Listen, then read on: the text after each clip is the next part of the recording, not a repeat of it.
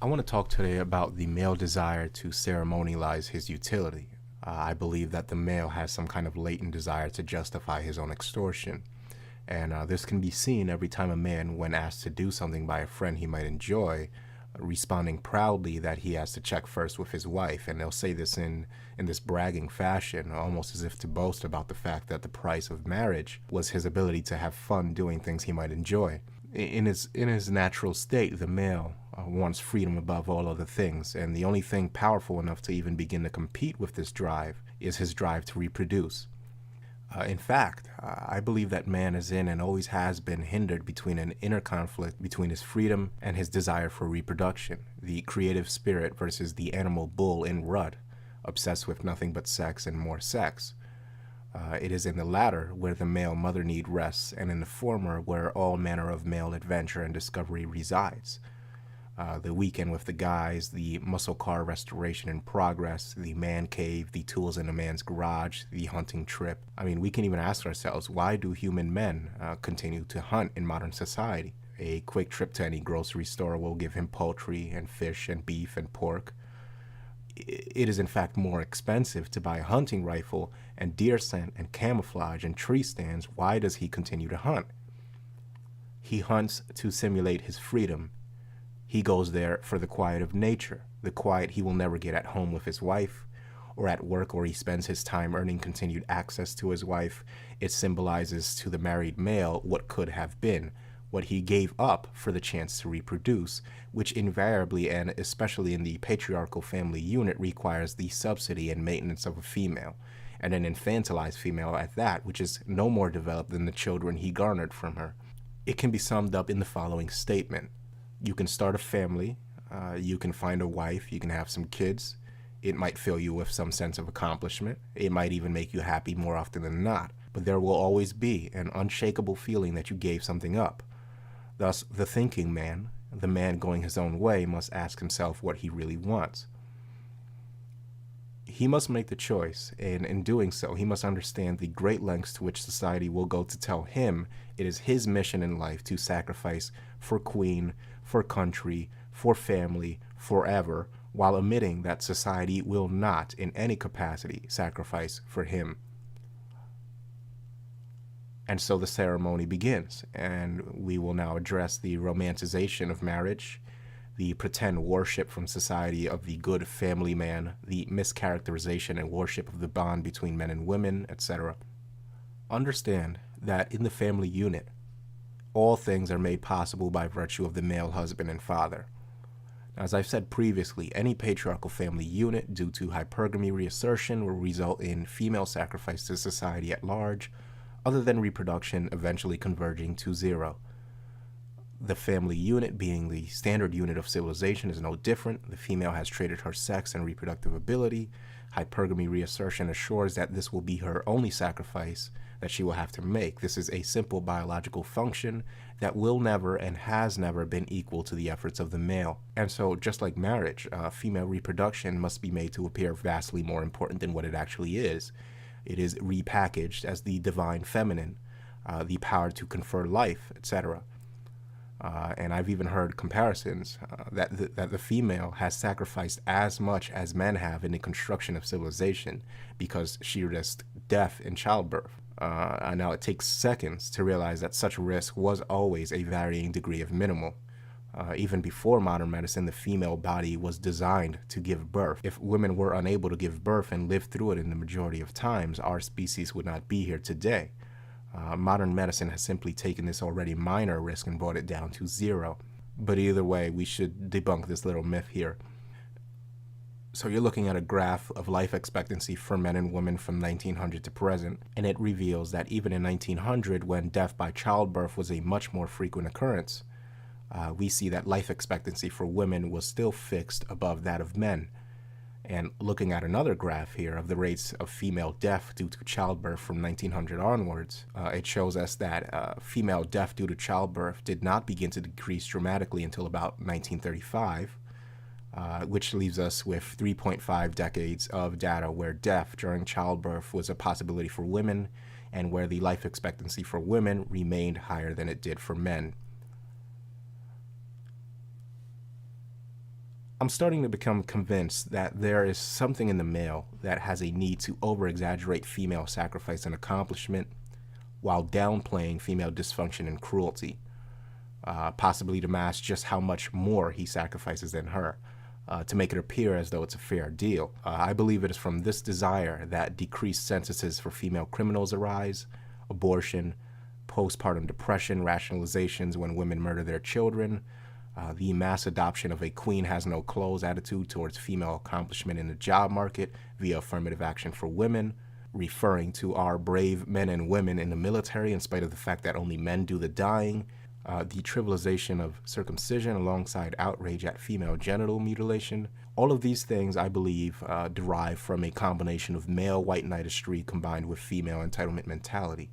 You know, it's not simply women that cause this problem, but the men that are willing to make a comparison with a straight face between childbirth and getting shot in war or killed on an oil rig. It's the men that make comparisons like this that truly refuse to treat women as real equals with all the responsibilities that this implies.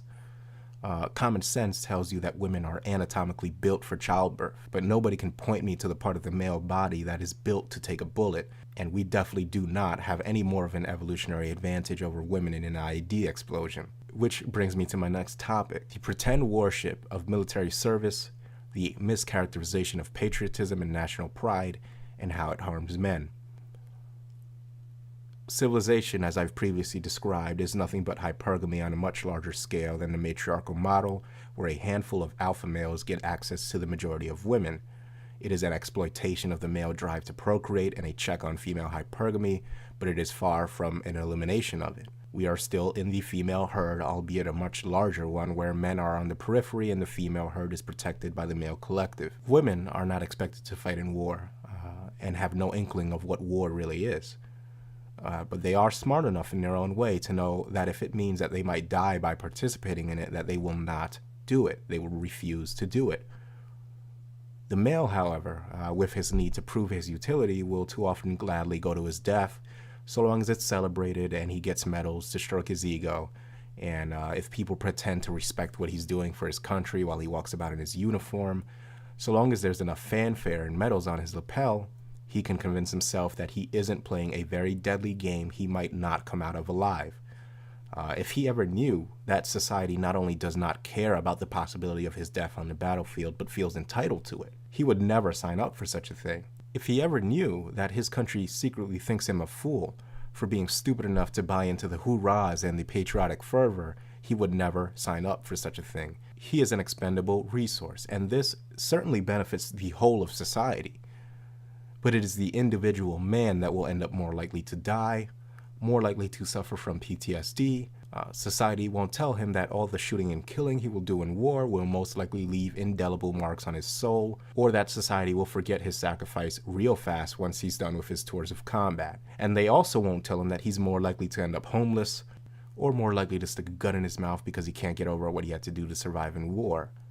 Again, this male disposability is very, very good for patriarchal civilization, but very, very bad for the individual male. So that brings me to the next concept that I want to introduce, which is the evolutionary pussy pass, which can be given as follows. The use of evolutionary psychology to imply or uphold the status quo as opposed to gaining an understanding of evil psyche for the purposes of counteracting the parts of it that contribute to misandry and male disposability. It's not enough to say that men are disposable because of X, Y, Z. You can tell us why society views us as disposable all you want, and we already know this. What I'm doing here is telling men to reject it and starve the system completely. Meaning that it is perfectly normal to speculate as to why unisex combat units would be disastrous based on the evolutionary protector instinct of the male for the female. But when one goes a step further to say that women should not in 2012 be required to, if they expect the same pay and promotions as male soldiers, to go into combat in gender-segregated units to fight and sometimes die just as men do, then that's a pussy pass based on evolutionary theories that will result in unnecessary male death. No amount of evolutionary drive is going to surpass an enemy soldier's prime biological directive to kill or be killed. The only instinct that reigns supreme on a life or death battlefield is the one to live, and enemy soldiers will put aside any reservations to shoot and kill a female soldier when it means that not doing so might cost them their lives. Thus, it is in the interest of men to either advocate for women to go into battle alongside of male soldiers with the condition of being segregated into gender-specific battalions, or to pay male soldiers much larger salaries as compensation for a much higher likelihood of deployment, injury, and death. I mean, a simple hazard pay incentive. Whoever shoulders more of the hazards gets more compensation for doing so.